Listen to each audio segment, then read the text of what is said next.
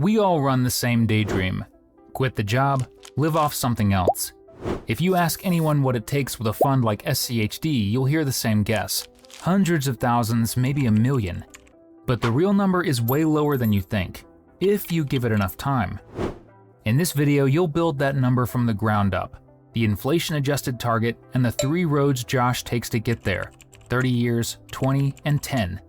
I'll show you how $24 a day into SCHD is projected to reach a $2.6 million portfolio, paying over $9,000 a month in dividend income by the time Josh retires. And I'll show you what it takes to hit $5,500 a month if you've only got 10 years left. But all of that starts with one question: what's the number you're actually trying to beat? Start with a paycheck. The typical full-time worker pulls in about $1,235 a week. Over a full year, that adds up to around $64,220. Solid money. Thing is, you never actually see all of it. Here's the first cut: taxes.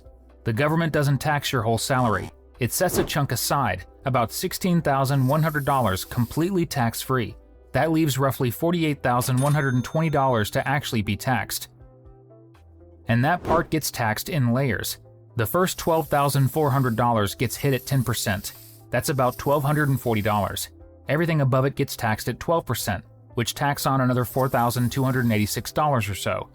Add those up and income tax takes about $5,526 for the year. Then comes the payroll tax.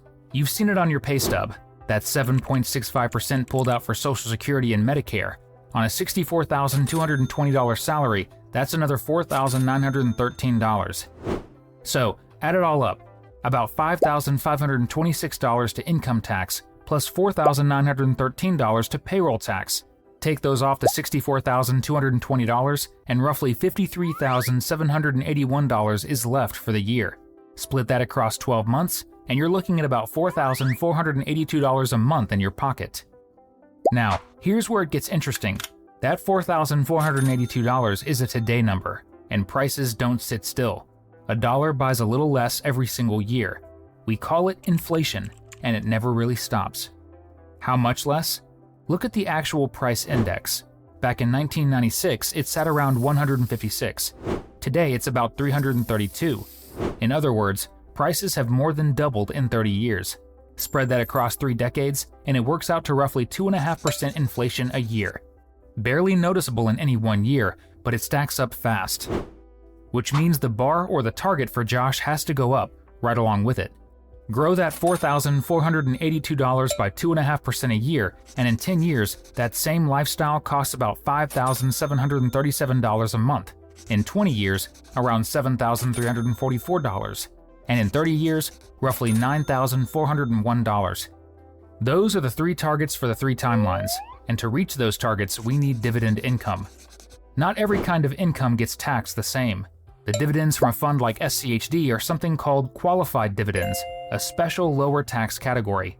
I'll show you exactly how that works in a couple of minutes. For now, just keep this in mind. Speaking of SCHD, it's an ETF. Quick context if this is new. An ETF is just one fund that holds a whole basket of stocks. Buy a single share, and your money spreads across every company inside. SCHD's basket is built from large, steady American businesses with a long history of paying dividends. And a dividend is simply a slice of a company's profit handed back to you in cash, just for owning the stock. You don't sell anything, you just hold and you get paid. SCHD holds around 104 companies, and Josh recognizes most of them: Qualcomm, Texas Instruments, United Health, Coca-Cola, Merck.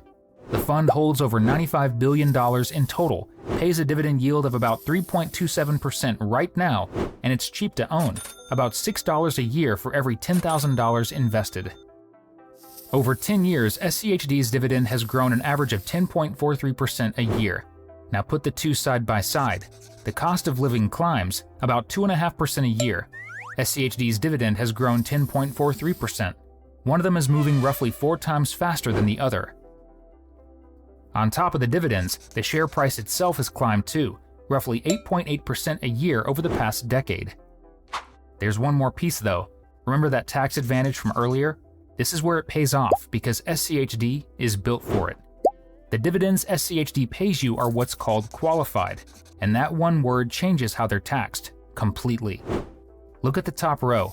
If dividends are your main income, everything up to $49,450 a year is taxed at 0. Nothing at all. The next band, all the way up to about $500,000, is just 15%. That's the real edge of living on dividends instead of a salary, and it's why every projection ahead counts what Josh actually keeps. But how big those projections get comes down to one thing: time. So we'll start with someone who's got 30 years to retire, then we'll work our way down, 20 years, then 10. Now, let's see what this actually looks like over time. For this row, Josh has got 30 years ahead of him, which is about the best starting hand you can get. That's a lot of room for compounding to work. And keep that 30-year target in mind. The bar he's chasing is about $9,401 a month after inflation. That's what all of this is building toward. He keeps it simple, just $24 a day, roughly the price of one food delivery order. Now here's the part that does the heavy lifting. Every dividend SCHD pays him, he doesn't spend. It goes straight back in and buys more shares. And next time around, those shares pay their own dividends too. So the whole thing just keeps feeding itself, slowly getting bigger. So let's put 30 years on the clock and watch what that loop actually builds. By the end of year 1, Josh would have invested about $8,760 into SCHD. Give it 10 years, and the account would sit at around $156,805, paying close to $4,974 a year. Keep going to year 20, and it would climb to about $691,071, now paying him around $26,787 a year. You can see it. Slow at first, then it starts to bend. And by the time year 30 rolls around, things look completely different. The portfolio is projected to reach about $2.65 million, paying an annual dividend of around $121,293. That's roughly $10,108 a month coming in, before tax. So let's see what's left after the government takes its cut. And this is where those qualified dividends start to pay off. Start with the full year, $121,293. First comes the standard deduction, about $16,100, completely tax-free. Same break the salaried worker gets. Then the qualified dividend rate kicks in, and the next $49,450 is taxed at 0, nothing at all. So stop and look at that. More than $65,000 has landed in Josh's account, and so far he hasn't paid a cent. Only what's left past that gets taxed, and just at 15%. On the rest of that dividend, it works out to about $8,361 for the whole year. So out of $121,293, Josh keeps about $112,932. Spread across 12 months, that's roughly $9,411 a month actually landing in his pocket, which clears the bar he's been chasing the whole time. And remember, all of it comes from $24 a day. Across those 3 decades, Josh only puts in about $263,000 of his own money. Time, patience, and reinvested dividends handle the rest, turning that into more than $2.5 million. So that's the dream version, 30 full years to let it ride. But what if you're starting later? Say you're already in your 40s and a full 3 decades just isn't on the table anymore. So Josh cuts the timeline in half, 20 years instead of 30. But losing a decade costs him. Look back at that 30-year chart for a second. Almost all the growth, the real explosion, came in the final 10 years. That's compounding finally hitting its stride. On the 20-year road, Josh doesn't get those last 10 years, so he has to make up for them up front. Instead of starting from 0, he puts $75,000 in on day 1, a big base for compounding to work on right away, then adds $55 a day on top. 20 years out, that inflation-adjusted bar sits at about $7,344 a month. A little lower than the 30-year number, since there's less inflation to climb. That's what he's aiming at. So watch how the Head Start changes things. By the end of year 1, Josh's account would be worth about $104,128, paying around $2,453 a year. Give it 10 years, and it would reach about $599,034, paying close to $19,450. And by year 20, the portfolio is projected to reach about $2.39 million, paying an annual dividend of $93,156. That's about $7,763 a month before tax. Run that through the same tax math, the deduction, the 0 band, then 15% on the rest, and Josh keeps about $7,418 a month, past the bar for the 20-year mark. The trade here is obvious. To buy back that decade, Josh has to put real money down up front, about 75 grand to start, plus that daily habit on top. That's the cost of speed. But say even 20 years feels too far off. Say you've already built up some savings and you want out fast, in 10. There's a road for that too. It's the quickest one, and it asks for the most. So here's the fast one. Josh wants out in 10 years flat. And by now you can probably guess the trade. 10 years barely gives compounding room to breathe, so almost everything has to be there from the start. Josh opens up with 450 grand already invested, then adds $102 a day on top. The bar moves one more time. 10 years out, the inflation-adjusted target is about $5,737 a month. Lower than the other two, because there's less time for prices to climb. That's the number to beat. With that much working from day one, it moves fast. By the end of year one, Josh's account would already be worth about $541,545, paying around $14,715 a year. And because so much is in from the start, it climbs hard the whole way.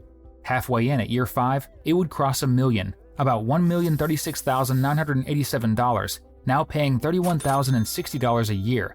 That's roughly $2,588 a month.